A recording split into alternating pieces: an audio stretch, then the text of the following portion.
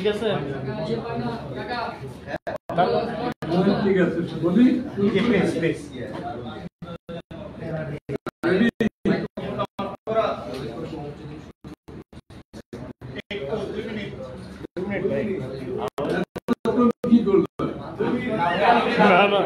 অপ্রস্তুত থাকে তো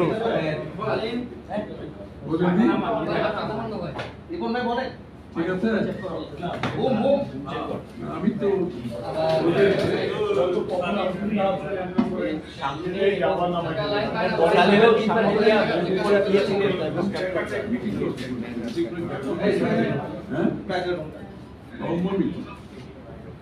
এক ঘন্টা 25 মিনিট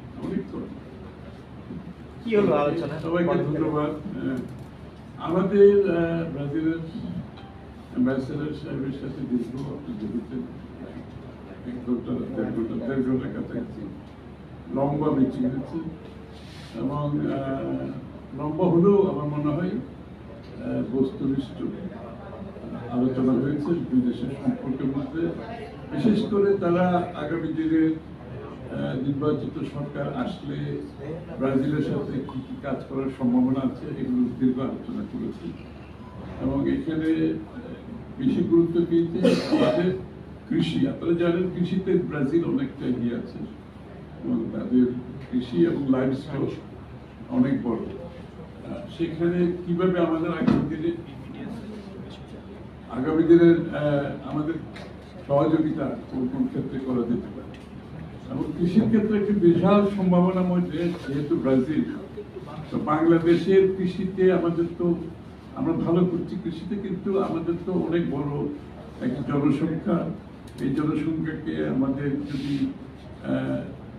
আমরা যদি আত্মনির্ভর হতে চাই কৃষিতে তাহলে আমাদের কৃষিকে আরো সামনের দিকে এগিয়ে নিয়ে যাওয়ার জন্য আমরা কি করতে পারি এবং ব্রাজিলের সাথে এই সহযোগিতার মাধ্যমে আমাদের কৃষি এবং লাইফ স্টকে আমাদের যে কোঅপারেশন করার সুযোগ বিশাল সুযোগ আছে সেই বিষয়ে দীর্ঘ আলোচনা হয়েছে কোন কোন এরিয়াতে আমরা দুগ্ধ আমাদের দেশের দুগ্ধের যে সরবরাহটা এটা অনেক বেশি বাড়ানোর সম্ভাবনা আছে আমাদের লাইফ স্টকের মাধ্যমে বিফ ফ্যাটেনিং এর মাধ্যমে আমাদের নিজস্ব কনজাম্পশন করে রপ্তানিরও সুযোগ আছে এবং এগ্রিকালচার প্রোডাক্টের বেলায় এবং এগ্রিকালচার প্রোডাক্টের প্রবৃদ্ধি আরো কিভাবে বাড়ানো যায় আমরা কম জমিতে বেশি ফসল ফলাতে হবে এই জন্য কিভাবে বাড়ানো যায় সেটা আলোচনা হয়েছে দীর্ঘ আলোচনা এবং আরেকটি ইন্টারেস্টিং আলোচনা হয়েছে আজকে সেটা হচ্ছে স্পোর্টস আপনারা জানেন ব্রাজিল ফুটবল তো আছেই এবং ওরা স্পোর্টস নেশন হিসেবে পরিচিত বাংলাদেশের সাথে আমাদের স্পোর্টসে সহযোগিতা কোথায় কোথায় করা যেতে পারে এবং তারা খুবই ইন্টারেস্টেড ব্রাজিলিয়ানরা বাংলাদেশের সাথে আমরা কোঅপারেট করার জন্য ফুটবল বাস্কেটবল সহ বিভিন্ন স্পোর্টস এরিয়াতে তারা কাজ করতে চায় বাংলাদেশের সাথে এবং সবচেয়ে ইন্টারেস্টিং হচ্ছে আমাদের অ্যাক্টিং চেয়ারম্যান সাহেব তারেক রহমান ওনার বিশাল একটা ইন্টারেস্ট আছে স্পোর্টসটাকে এগিয়ে নিয়ে যাওয়ার জন্য এবং সেই ক্ষেত্রে আমরা মনে করি ব্রাজিলের সাথে আমাদের একটা ফুটবল সহ অন্য স্পোর্টসের কোঅপারেশনের যথেষ্ট একটা বড় সুযোগ আছে তো সেই জায়গাটা আমরা কাজ করবো সুযোগ যখন সময় মতো যদি সুযোগ পাওয়া যায় এই দুই এরিয়াতে মোস্টলি আর এমনি ওভারঅল দুই দেশের মধ্যে সাংস্কৃতিক ইত্যাদি ইত্যাদি আলোচনা হয়েছে এই তো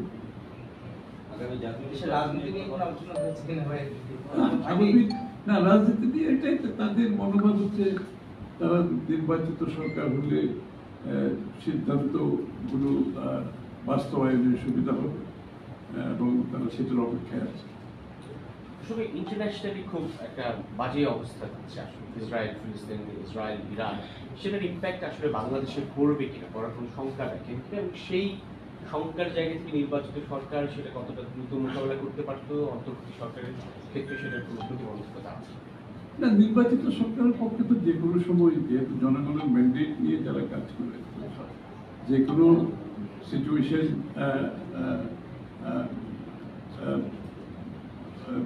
যে কোনো সিচুয়েশনে কাজ করার জন্য নির্বাচিত সরকারের জন্য তো সেটা অনেক সহজ স্বাভাবিকভাবে জনগণের আস্থা নিয়ে জনগণের সমর্থন নিয়ে কাজ করতে হয় সুতরাং আন্তর্জাতিকভাবে যেটা হয় সেটা তো আর বাংলাদেশের নিয়ন্ত্রণের বাইরে কোনো ঘটনা ঘটে কিন্তু সেটাকে মোকাবেলা করার জন্য তো স্বাভাবিকভাবে নির্বাচিত সরকারের সিদ্ধান্ত নিতে অনেক সুবিধা, কারণ জনগণের ম্যান্ডেট থাকে এবং নির্বাচিত সরকার যেটা করতে পারে সেটা শুধু নিজের দলের মধ্যে নয়, প্রত্যেকটি দলের সাথে একটি সম্পর্ক, রাজনৈতিক সম্পর্ক যেটা থাকে সেটা তো সহযোগিতা করতে অনেক সহজ হয়ে যায়।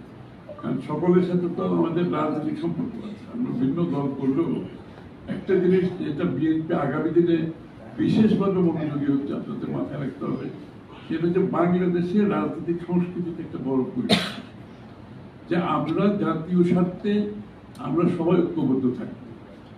আপনারা নিশ্চয়ই লক্ষ্য করেছেন আমরা প্রতিটি ক্ষেত্রে চাচ্ছি একটা ঐক্যমত্যের পরিপ্রেক্ষিতে যে কথা বারবার বলছি, যে জাতীয় স্বার্থে যে জায়গাতে আমাদের ঐক্যমত্যের প্রয়োজন সেই জায়গাতে আমরা জোর দিচ্ছি। সুতরাং বিশ্বের যে সংকটগুলো হচ্ছে এখানেও আমাদের কিন্তু ঐক্যমত্যের প্রয়োজন আছে, যে জাতীয় স্বার্থ যেখানে বিঘ্নিত হবে আমরা ঐক্যমত্যে আসতে হবে, এবং বিশ্বের সংকটে যখন মোকাবেলা করতে হবে আমাদেরকে সেখানে একটি জাতীয় ঐক্যমত থাকতে হবে। আমরা জাতি হিসাবে জাতির স্বার্থে, দেশের স্বার্থে ঐক্যমতের বাইরে কোনো যাওয়ার কোনো সুযোগ নাই, এবং বিএনপি সেই কাজটা খুব মনোযোগের সাথে করছে। আর দ্বিতীয় হচ্ছে রাজনৈতিক কালচারে আমরা পরিবর্তন, সংস্কৃতি যেটা চাচ্ছি, একে অপরের প্রতি সহনশীলতা এবং অপরের সাথে ভিন্নমত পোষণ করেও তার প্রতি সম্মান জানানো, তার মতামতের প্রতি সম্মান জানানো, এই কালচারটা আমরা আনার চেষ্টা করছি, এবং এটা অত্যন্ত গুরুত্বপূর্ণ। এই সহযোগিতা, এই কালচার আমরা ফিরিয়ে আনতে না পারলে শত সংস্কারও কিন্তু কাজ হবে। আমাদের রাজনৈতিক সহনশীলতা, পরস্পরের সাথে মতবিরোধ, মত পার্থক্য থেকেও একে অপরের প্রতি যাতে সম্মানবোধ আমরা না হারাই, সেটা অত্যন্ত গুরুত্বপূর্ণ। বলছেন যে আসলে ঐক্যমতের কথা বলছেন, সেটা নিয়ে আসলে আপনারা লন্ডনে একটা বৈঠক হয়েছে, আলোচনা হয়েছে ঐক্যমতের বিষয়ে, সমস্যা নিয়ে নির্বাচনের কথা হয়েছে, কিন্তু আপনাদের এই বৈঠক থেকে অনেকে বলছেন যে সংস্কৃতির ব্যত্যয় ঘটেছে, দেশের রাজনৈতিক সংস্কৃতি ব্যক্ত করছে, জামাত স্পেসিফিক রয়েছে। একই সঙ্গে তারা বলছেন যে নির্বাচন মানে বর্তমান সরকারের নিরপেক্ষতাও পূর্ণ হয়েছে। এটাকে আপনারা কি বলবেন? প্রশ্ন আসে না, এটা আমি তো অন্য কোন দলের মতামতের উপর আমি কিছু বলতে চাই না, কিন্তু একটা জিনিস আমি বলছি একটু আগে যেটা, যে সকলের মতামত দেওয়ার অধিকার থাকতে হবে, কথা বলার অধিকার থাকতে হবে। আমাদের মধ্যে মতৈক্য না হলেও, মতভেদ থাকলেও অপরের বক্তব্যের প্রতি আমাকে সম্মান থাকতে হবে। আমি অতটুকুই বলছি। ওই প্রসঙ্গ থেকে যদিও এটা আমরা যে আজকে ঐক্যমত্য কমিশনের বৈঠক চলছে, আমরা যতদিন জানতে পেরেছি যে সালেহিন যেটি রাজনৈতিক দল আসেনি, তো যাই হোক সেটা তো আপনি তো রাজনৈতিক কালচার পরিবর্তনের কথা বলবেন। এখন যেটি বিষয় হচ্ছে এই ঐক্যমত্য কমিশনের দ্রুত ঐক্যে পৌঁছে আপনারা মনে করেন নির্বাচনের জন্য যে সরকার থেকে নির্বাচন কমিশনের নির্দেশনা দেওয়া দরকার, যদি ফেব্রুয়ারিতে নির্বাচন হয় কিংবা যে সময় হয় সেই নির্দেশনাটা তো জরুরি, সেটা কি দ্রুত ঐক্যমত্যে পৌঁছানোর পরে নির্দেশনাটা দিবে নাকি আরো দ্রুত সময়ে সেই নির্দেশনাটা দেওয়া দরকার? একটা বিষয় যে আমার মনে হয় রমজানের আগে নির্বাচনের ব্যাপারে একটা জাতীয় ঐক্যমত আছে, সবারই মতামত আছে, সে জায়গাতে দ্বিমত কোথাও আছে আমরা মনে করি না, এখানে সবাই ঐক্যমত, কারণ এটা বিভিন্ন কারণে এই জায়গাতে আমরা এসেছি এবং জাতীয় এখানে ঐক্যমত পোষণ করছে। আমি মনে হয় এই সিদ্ধান্ত করে জাতি অত্যন্ত, আপনারা নিশ্চয়ই আমার চেয়ে ভালো জানেন, জাতি কিন্তু অত্যন্ত আনন্দিত এরকম একটি সিদ্ধান্তে আসার পরে সবার মধ্যে একটা স্বস্তি ফিরে আসছে, এবং এই জায়গাটার মধ্যে কোনো অসুবিধা আমি দেখছি না। আর দিনক্ষণ যেটা, সেটা তো নির্বাচন কমিশন তারা ডিক্লেয়ার করবে, সেটা তো আর সরকারের বলতে পারবে না, আমরাও বলতে পারবো না। সেটা সেটা তো নির্বাচন কমিশন থেকে আসবে এবং আমরা সেটা অপেক্ষা করি, এবং আমি নিশ্চয়ই কোনো একটা সময়ে আগামী দিনে এই নির্বাচন কমিশনের পক্ষ থেকে একটা দিনক্ষণ ঘোষণা করা হবে। এটার জন্য একটু আমাদের ধৈর্য থাকতে হবে, তাই না? একদম অস্থিরতার মধ্যে সার্বক্ষণিক থাকলে তো চলবে, একটু তো ধৈর্য ধরতে হবে, একটু সহনশীল হতে হবে। তাহলে আমার মনে হয় আমাদের মধ্যে আস্থারও একটা ব্যাপার আছে, আমরা যদি একেবারে আস্থাহীন হয়ে যাই সেটা কিন্তু কোনো, আমি যে কালচারের কথা বলছি, যে সংস্কৃতির পরিবর্তনের কথা বলছি, আমরা সহনশীলতা, রেসপেক্ট থাকে, সেটার জন্য আমরা একটু ধৈর্যও থাকতে হবে, তাই না? একদম অস্থিরতার মধ্যে থাকলে তো সমস্যা, এবং এটা কোনো জাতির জন্য এটা কাম্য নয়, এটা অস্থিরতার মধ্যে দিন কাটা। আমাদের মধ্যে আলাপ আলোচনা হয়েছে, একটু ধৈর্য ধরি এবং আমরা সঠিক পথে যাব। জাতি অবশ্যই একটা গণতান্ত্রিক পথে চলছে, আমরা সেটা সমাধান করতে পারবো একটা সুষ্ঠু নির্বাচনের মাধ্যমে। বাংলাদেশের গণতন্ত্র ফিরে আসবে, অতটুকু আস্থা আমাদের সকলকে রাখতে হবে।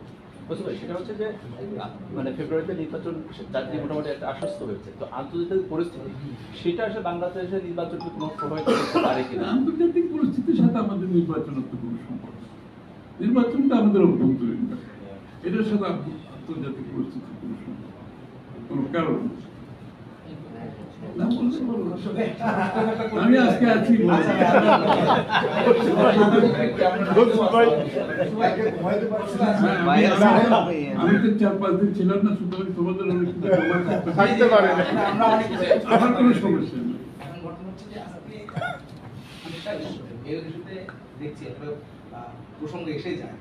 গত অনেকদিন যাবত তারা আন্দোলন করছে এবং গতবছর তিনি মেয়রের ব্যানার লাগিয়ে দায়িত্ব পালনের একটা মত বিনিময় করছে সাংবাদিকদের সাথে, সেগুলো কিন্তু আলোচনা সমালোচনা হচ্ছে এবং সরকারের যে অবস্থান, আদালত রায় দিয়ে দিল, গেজেট প্রকাশ করে নির্বাচন কমিশন, বাধাটা কোথাটা নিয়ে উঠবে বা শপথ নেওয়ার জায়গাতে, আপনাদের প্রেসটা কি?